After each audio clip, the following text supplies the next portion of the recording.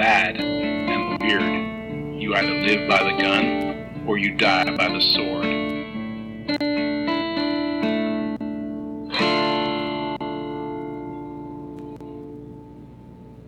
Welcome to the Good, the Bad, and the Weird MicroViews. I'm Nicho. And I'm Chris. And today we continue our record of murder movies. Yeah, good job. Yeah, we're staying in Eastern Asia still, doing a little bit of a co-production between South Korea and Japan for, I think this is the first one we've done a co-production on. I think so, actually. We are doing probably a lesser-known flick called A Record of Sweet Murder. This was an interesting one. I hadn't seen this before you brought it up. I have this movie's been, I've watched this years ago, and it is one of my, I don't know if he's my top director, but I've watched a fair amount of his stuff, and we have covered a movie he's done in the past. It's written and directed by Koji Shiraishi, which, if you've been listening to us, we did Norai the Curse for Japanese Folktober, and so that was, he's one of my top ones because he's done so many found footage movies. This is the found footiest of all found footages. Yes. Yeah.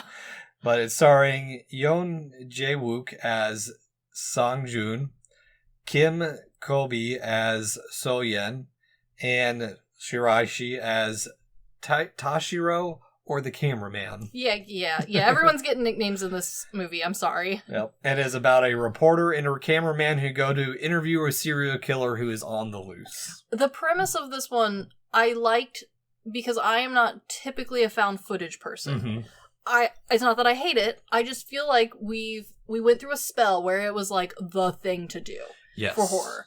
And it was good maybe 1 out of 10 times. And then the rest of the time, you just kind of got motion sick from it, and you just were left with this, like, okay, we could have done this movie cleaner and maybe a little bit, like, more interesting cinematography.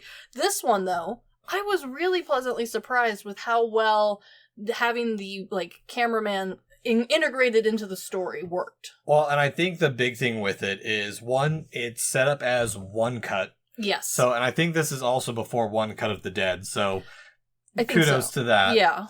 But especially with seeing other Shiraishi's found footage flicks like Norai, where there's a lot of more editing and cutting, and especially like the Senritsu Kaiki files, where it's heavily cut up and like really poor found footage because it's supposed to be like people just stumbling upon this stuff, which works for that kind of execution. But for this one, it is a nice change of pace that allows the focus to like focus on when things hit hard, but also be chaotic when necessary. No, completely agree. I also really liked that it wasn't rewriting the concept of just like a guy with a camera. This is like a professional cameraman. Yes. Which did make, when we had nice steady cam moments, feel a little bit more realistic without me feeling motion sick the whole movie. Oh, very much so. This was better. Yeah, well, and that's the thing is, like, it's not just the camera work, it takes its time to establish why even Sang-joon's taking on this interview. It's because she's connected to the serial, they grew up together, but not only that, but she also speaks Japanese and Korean, which was a request of the serial killer. Yes, I appreciated that this movie does take, honestly, kind of a long time to really, like, get all of its ducks in a row, get us introduced to not only our two main characters, but then also our serial killer. Well, and I think part of that, too, is while it takes a bit to establish, it's so early on, everyone's put in the face of danger. Yes. And the panic works quite well in keeping the movie going, because it's like, okay, well, they're now at knife point, so... This movie moves from the standard murderer-killer style horror movie to a captive audience sort of horror. Very quickly, but effectively and very efficiently without it necessarily feeling like there's too much secrets or side things that need to be happening to keep the plot going. Well, and what's impressive, too, is that most of this movie takes place in basically one room. I mean, it's a studio apartment. Yeah. I mean, we have they're walking through the regular city onto these dilapidated buildings, and the trash sits like this unsettling atmosphere. But it keeps you interested because they're in that immediate danger. And like even all like the buildup of everything too, of like, okay, well, he's a serial killer, he's trying to explain why he's done this, and it starts off weird because like the whole premise of him killing all these people is to bring this woman back to life, which immediately makes it more interesting than any other serial killer I've seen in a while, because there's something else that this guy's trying to get instead of either killing for his satisfaction or killing for themselves, like in American Psycho 2, to advance their careers. He's trying to do this for, honestly, something that could be a better good, because there's that promise that the god's going to revive everyone else on top of that. No, this movie does a phenomenal job of taking a much more realistic and grounded approach to a psychotic person, to someone who's like not with it. Their grounding in reality is eroding quickly. Yes. And where we've seen other movies take it in a very over-the-top method, or in almost a non-existent method where the character is just kind of one note and flat and just supposedly psychotic, but meh.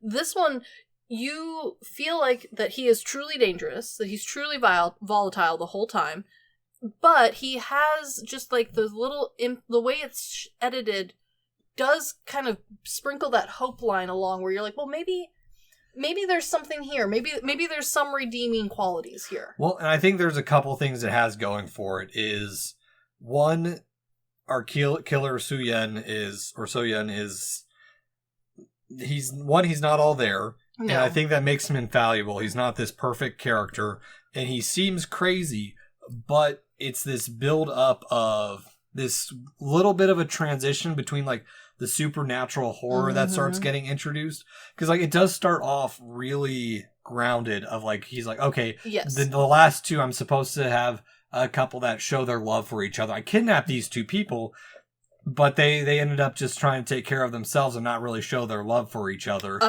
And then like the cold strangulation is like, okay, it even puts up like, well, they're at knife point, dangerous.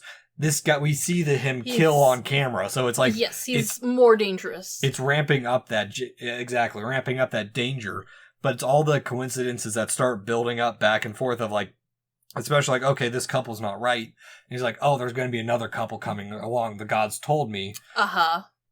And then it's like, okay, well, that feels like a coincidence.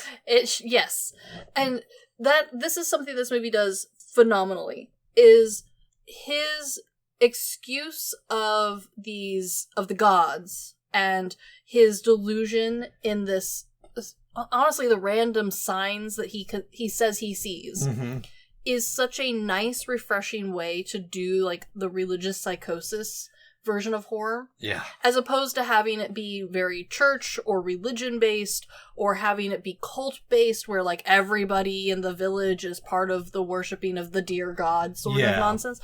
This is such a nice, honestly scarier method of that, because you, as the audience, and honestly as our two main characters know, that's not real. That's definitely not how the world works, but the way that his mind works, the way that this movie does a great job of like editing from his point of view, you kind of see where he's coming from. You're like, well, that is a pretty big coincidence. Yeah, you like, oh man, the signs are aligning here.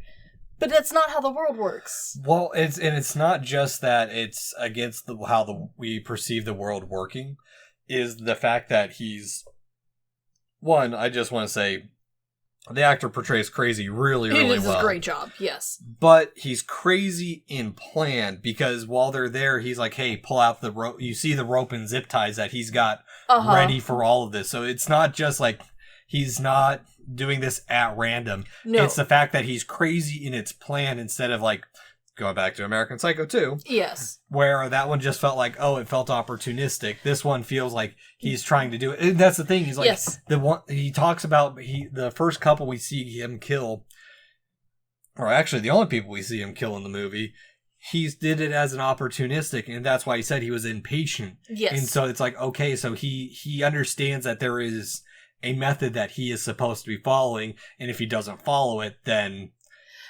And that is, honestly, especially if you like a more real or grounded-based horror, this movie touches on all of those points really well, from news stories that we've unfortunately heard, where it's like, what do you mean this person said God told them to do it?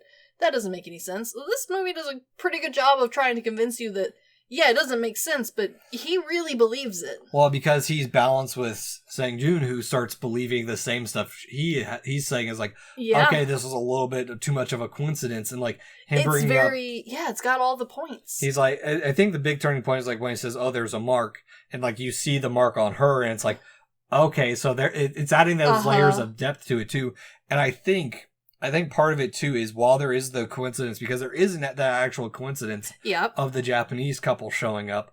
What did you think about like the twist of like them being almost as messed up as Soo-yeon?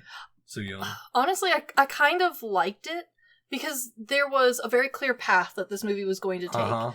And don't get me wrong, I don't mind a predictable movie, and I definitely don't mind a predictable horror movie, but I really liked that there was a fully outside twist. Yeah. To help kind of bring this movie back to like 11. Yeah, no, exactly. And I think that's the big thing with it too, is it got the, maybe not stereotypical, but like the cheesy nudity in with it and the sex, but instead of it becoming that kind, it's still kind of a creepy scene, or not creepy, but maybe what's the right word?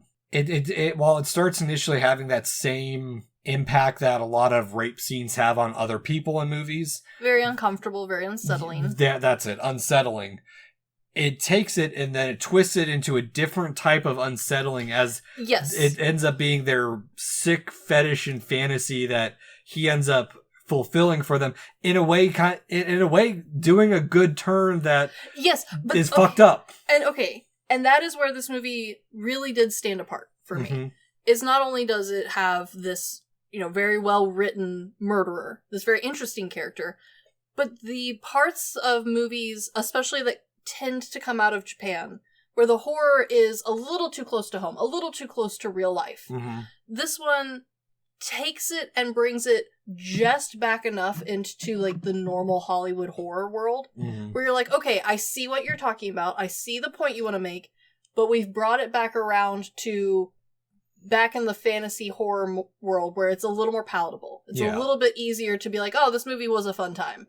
I didn't have to like take a breather halfway through. Yeah, it's not like, okay, I gotta skip ahead past the rape scene, because it doesn't linger on it too long. It starts off like, okay, because it's the way they talk to the cameraman, how the cameraman acts as the intermediate most of the time, because he's the one who's translating a lot of it. And it's just like, oh yeah, by the way, play in with it. We actually want this to happen. Like, please help us with this. And it's like, you guys are messed up. Yeah, you guys are horrible on top of it. Like, it's another level of horribleness that we wouldn't have gotten if it was just your standard, like, oh, serial killer trying to just kill a bunch of people. He has to see that act of happiness. And it's one of those bridging points between very like standard horror and then the more extreme genres that Japan is known for in horror. This is kind of a bridge in between those where you're like, okay, this would be a good litmus test to be like, okay, did this movie bother you too much?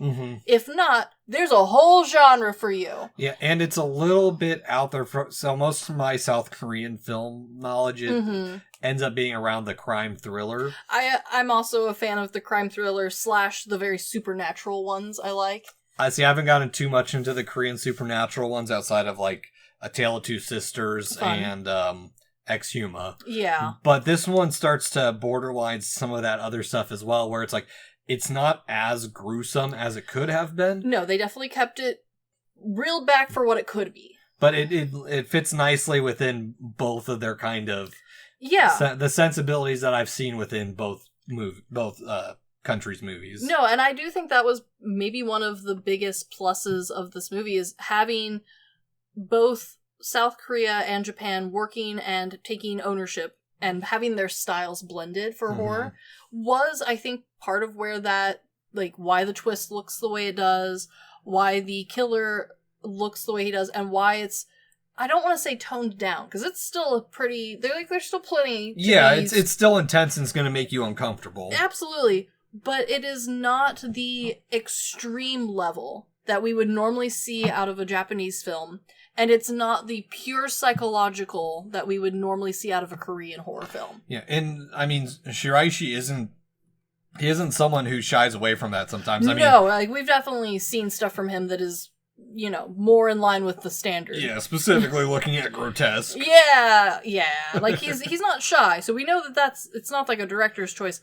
I do think it was because it's meant to be for both audiences. Mm-hmm. We have to meet in the middle somehow. Yeah, and I do like that as a found footage movie, he does get outside of the back of the camera for a little bit. I do too, because honestly, sometimes you do, like, that's a complaint for a lot of American found footage ones, is the cameraman almost doesn't exist. He feels more like a observer and somewhat like the audience instead of like an active participant like he should be. Yeah, absolutely. But also, I think the biggest thing with this movie is the level of cosmic horror it brings into it. Yeah, an interesting twist, because you really aren't sure that's the route this movie's going to go up until like almost the end. Yeah, and I think that's what makes So-Yun an interesting serial killer on top of that too, is he knows what the prophecy is supposed to be telling and what he's supposed to be following, and he knows for himself at a certain point that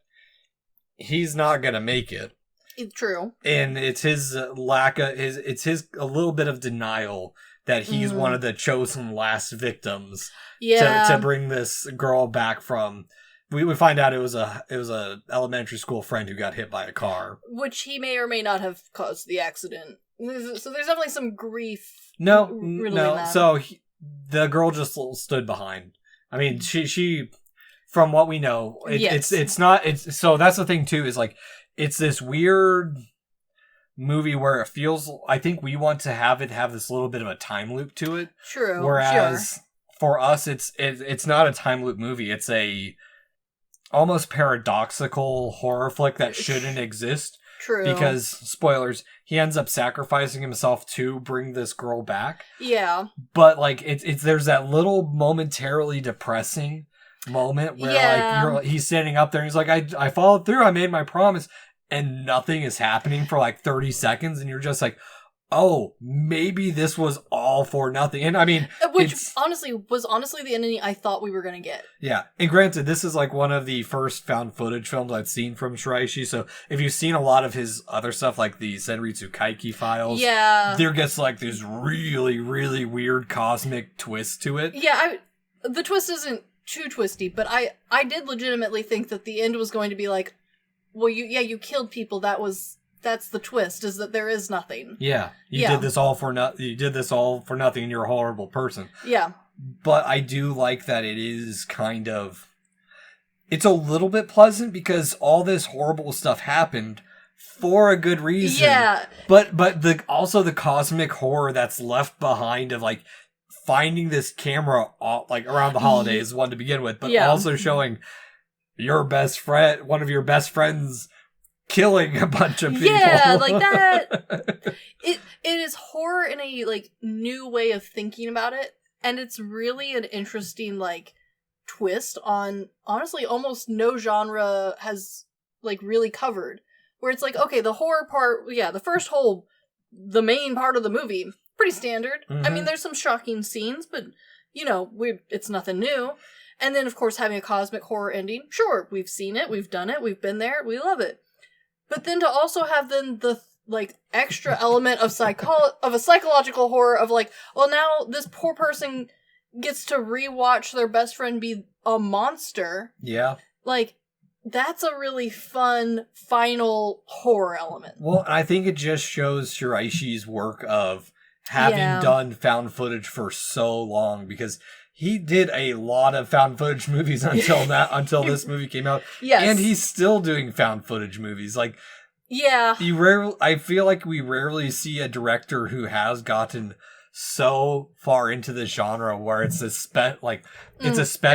almost a specialist in that genre. Whether you find his movies interesting or not, there's still that level of expertise that he brings to it. And him being also the writer and not just the director really also brings like that final layer of he's worked on these so long that he's had time to think about, well, if this is a found footage movie, then that means there's kind of three parts. Why are we filming in the first place? What are we filming? And then how does that get like edited and saved out to its final form, and then who watches the found footage? Yeah, I mean, hell, we saw that in No Rai from the get-go. Yeah, absolutely. He wrote it as, okay, it's found footage because there's parts of this that weren't originally published, but it's a documentary that's leading up to this mysterious series of deaths that happened after it. And it's truly, like, a testament to what smart writing he has, where the final, like, praise of it is that it's all written in such a smart and well-rounded final conclusion, where you don't walk away from this movie and be like, wait a minute, if this is a cursed tape, then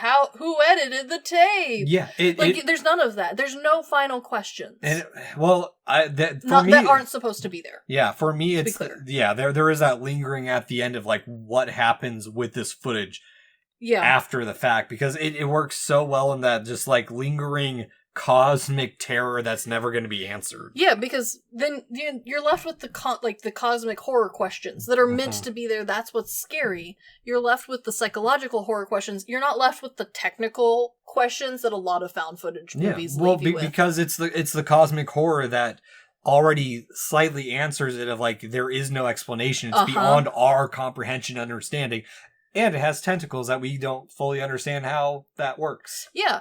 And there's no, like, oh my gosh, we dropped the camera, but how'd they get the camera out of the scary witch woods? Or like fucking Chernobyl Diaries, where they just go deeper and deeper into the fucking... Yeah.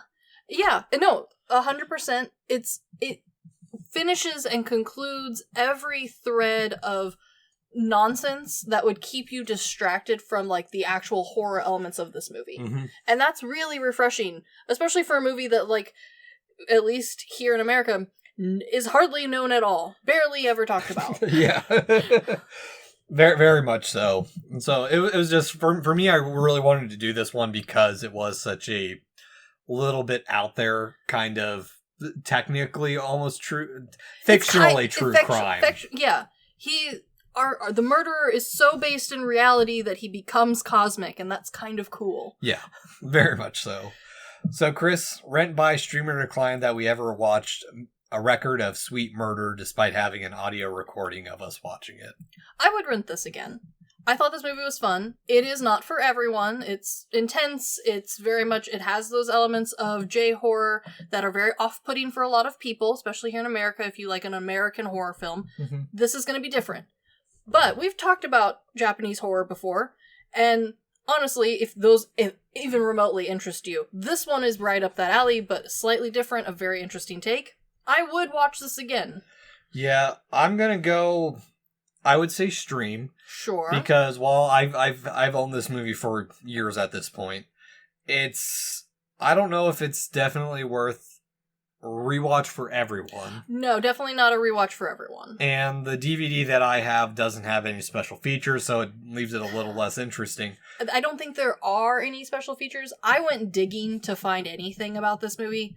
Nobody talks about this. Nobody who worked on it, nobody who even, like, in Japan talks about this. Like, nobody talks about this film. I don't think there's anything extra. Yeah. No. But it's one of those ones where it's, if you like J-horror, if you like Korean true crime movies or crime thrillers, and if you like Shiraishi's work, yes, it is 100% worth your time to give at least one watch to. I completely agree. And it's short, which I like. Yeah, it's an hour 26, so it's pretty good. Yeah, well, less than an hour and a half, I guess. Sure. I will take it. Yeah, so, but that's a record of Sweet Murder. I am very excited because we are going to Germany finally. I have been trying to get us to do a German movie for 7+ years now. We've been globetrotting literally everywhere but Germany. Yeah, so I'm very excited. And this is one the next one we're doing is super important to, like, the rest of serial killer cinema. So there's so many influences you will see from this that we'll get into as we trickle down the continued fictional true crime for the next couple months. No, absolutely. Yeah. So, anyway, this has been the Good, the Bad, the Weird Microviews. Thanks for listening. Peace.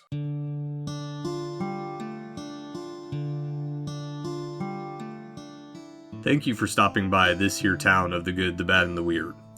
We appreciate your listenership, and if you want more of our takes in your life, feel free to check us out on social media at The Good, The Bad, and The Weird Podcast, or TGTBTW for short.